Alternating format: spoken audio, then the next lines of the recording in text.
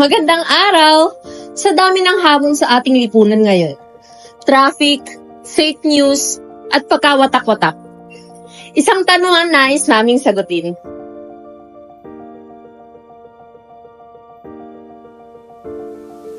Ano nga ba ang Filipinismo sa kasalukuyang panahon?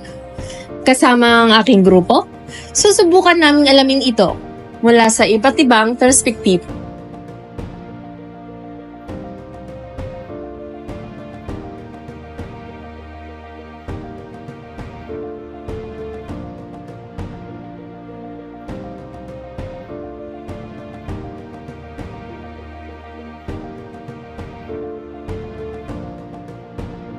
Para sa akin, ang Pilipinismo ay hindi lang tungkol sa kasaysayan o simbolo. Ito ay ang buhay ng prinsipyo ng pagiging makatao, makabayan at makakatarungan. Halimbawa nito ay ang pag naglilinis ka sa harap ng bahay nyo o tumutulong ka sa kapwa mo ng walang kapalit. Di ba isa yung halimbawa ng Pilipinismo? Oo, sa panahon ng disinformation, ang mga pagsasalita ng hindi katotohanan ay isang anyo ng Pilipinismo. Hindi lang ito pagmamahal sa bayan, ito ay paninindigan para sa bayan. Ang Pilipinismo ay makikita sa maliit na kilos. Pagbibigay sa nakakatanda ng upuan, pagbayad ng tamang pamasahe, at pagrespeto sa tamang pila. Walang maliit na ambag kapag para sa bayan. Ang mahalaga, tayo ay nakikilahok, gumagalaw at hindi nanunood lang.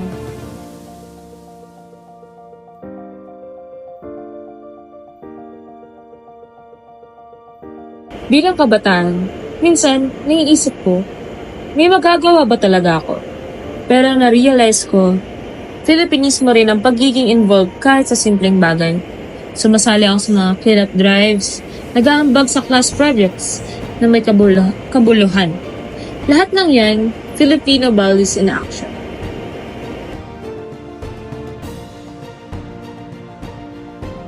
Pamumuno at Pilipinismo ay dapat magkasama. Hindi ka leader kung puro ka utos. Leader ka para maglingkod. Ang Pilipinismo sa pamumuno ay nakikita sa transparency, malasakit at integridad. Kadalasan ng mga katutubo ay hindi nabibigyan ng sapat na espasyo. Pero ang totoo, ang mga katutubo, ang muka ng Filipinismo.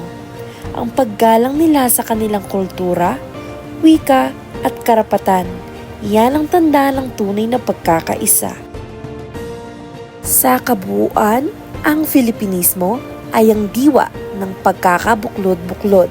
Sa kabila ng ating pagkakaiba, ito ay hindi lang sa damdamin, ito ay aksyon, pakikilahok at paggalang sa bawat isa.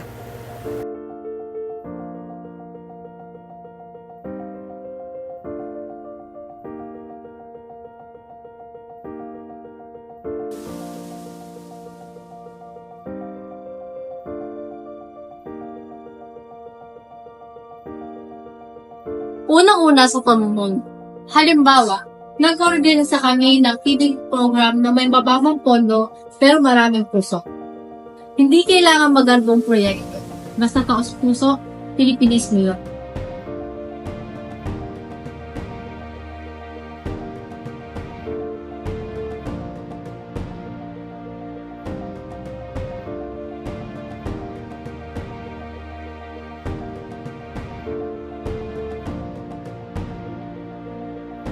Kami namang mga kabataan, ipinapakita namin ang Filipinismo sa pakikilahok sa halalan, pagsali ng mga seminars, at iba pa na tungkol sa mental health o paglikha ng content online na may saysay at aral.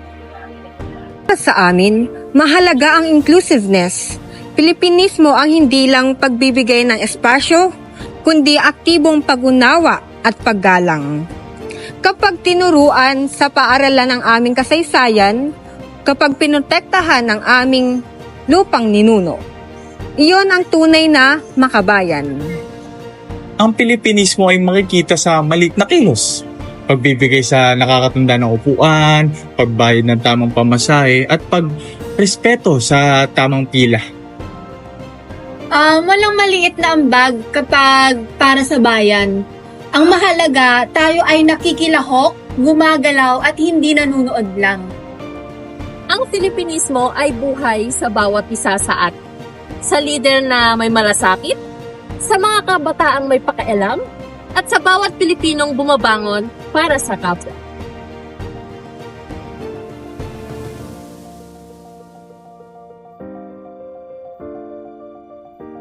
Ang good governance ay nangangahulugang pamumunong may katapatan, malasakit at pananagutan. Isa ito sa pinakamahalagang aspeto ng Filipinism dahil ang tunay na lider ay inuuna ang kapakanan ng bayan kaysa pansariling interes. Sa kasaysayan, maraming Pilipino ang nagsisilbing huwaran ng mabuting pamahalaan. Mga lider na nagbibigay pag-asa, nagpatupad ng reforma at nagpakita ng tapat na paglilingkod. Paano ipinakita ni Pangulong Ramon Magsaysay ang Filipinism sa mabuting pamahalaan? Kilala siya bilang champion of the masses dahil sa kanyang tapat, makatao at bukas na pumumuno para sa karaniwang mamamayan. Binuksan niya ang Malacanang Republiko, isang simbolo ng magaan at tapat na pamahalaan. Nilabanan niya ang katiwalian sa militar at pamahalaan at ipinakita na ang katapatan at kabutihang loob ay mahalaga sa isang pinuno. Ano-ano nga ba ang pagbabagong kanyang naidulot? Naibalik niya ang tiwala ng taong bayan sa pamahalaan matapos ang mga maling gawain ng mga naunang mga lider. Nagsimula siya ng mga proyektong pangkabuhayan para sa mga nasa kanayunan tulad ng reformang agraryo at tulong sa mga magsasaka. Ang kanyang estilo ng pamumuno ay sumasalamin sa bayanihan at paglilingkod ng walang kapalit, mga halagang likas sa isang tunay na Pilipino. Si Senator Miriam Defensor Santiago. Kilala si Miriam sa kanyang katapangan, talino at paninindigan laban sa katiwalian at abuso sa gobyerno. Bilang senador, siya ay naging aktibo sa paglikha ng batas laban sa korupsyon tulad ng Anti-Plunder Law. Tinutuligsa niya ang mga tiwaling opisyal sa loob ng Senado. Prangka, matalino at walang kinakatakutan, yan si Senator Miriam Defensor Santiago. Ang mga pagbabagong kanyang naidulot, naging simbolo siya ng matatag at makabayang pamumuno.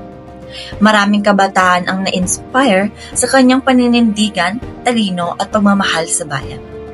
Pinaigting niya ang kamalayan ng taong bayan sa isyong pampolitika, lalo na sa korupsyon at hustisya. At ang panghuli, si Mayor Vico Soto.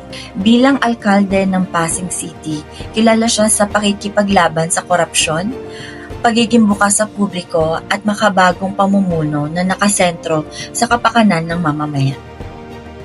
Ginagamit niya ang teknolohiya at datos upang maging efficient at patas ang pamahalaan, habang nananatiling may malasakit sa tao. Malapit siya sa mamamayan at hindi kinikilingan ang tradisyon na politika o pandrino system.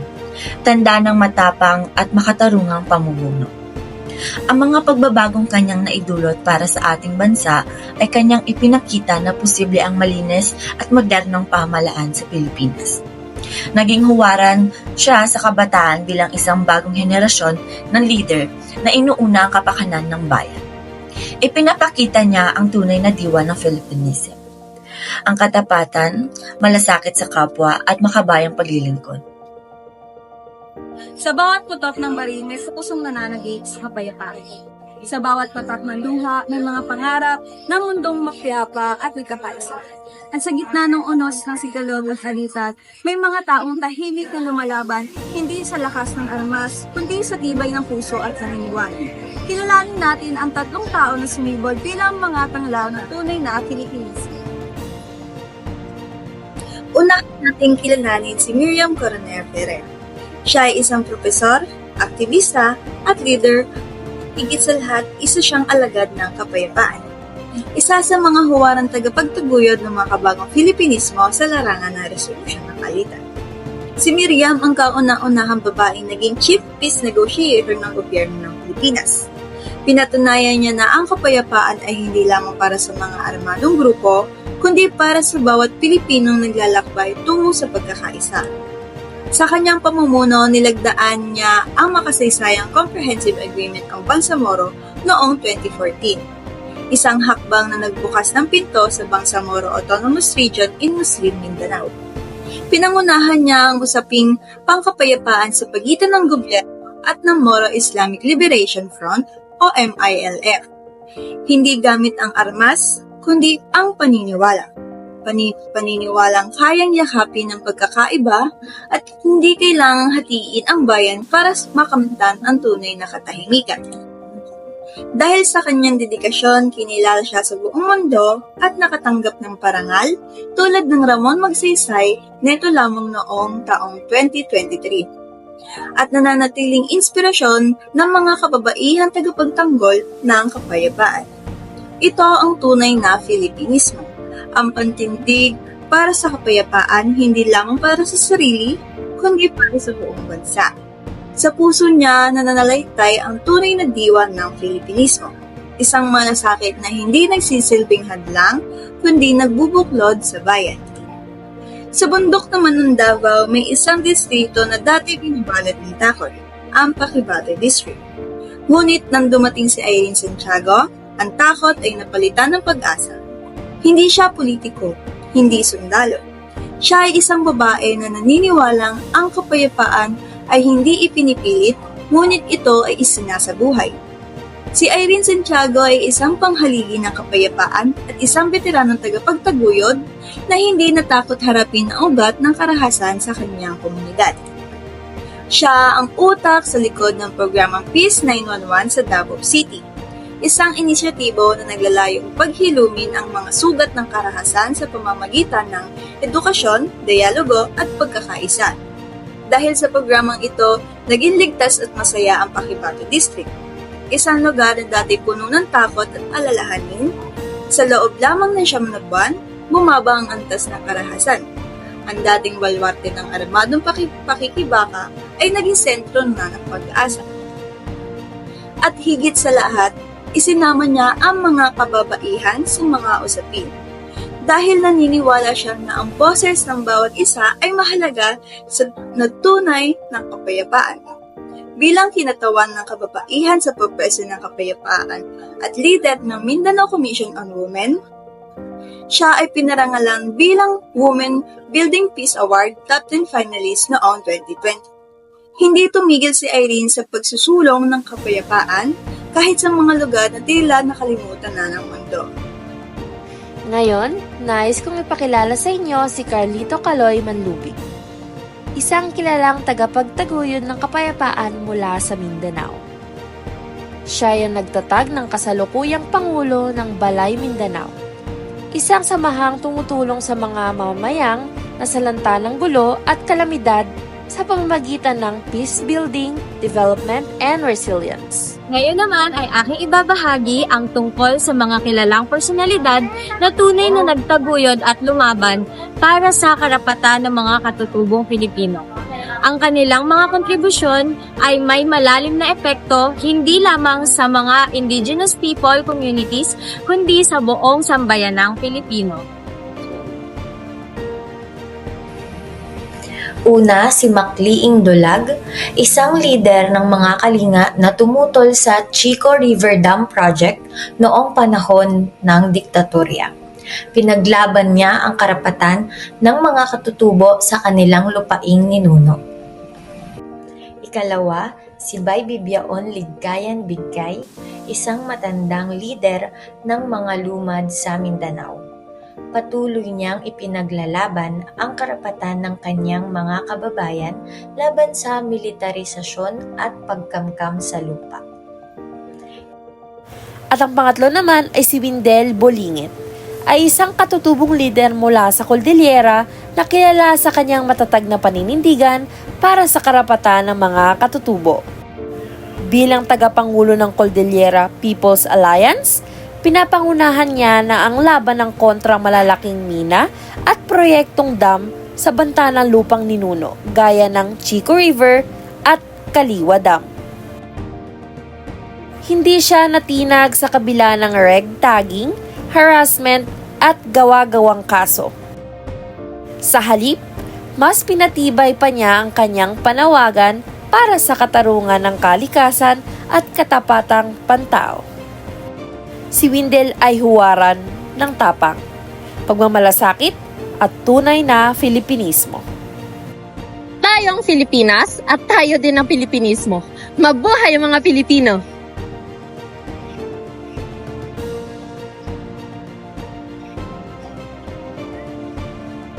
Pull carts along cobblestone streets and dark wood mansions flank the sides as a reminder of the grand life that many enjoyed in this colonial Spanish trading post. At the time, many goods like beeswax and gold were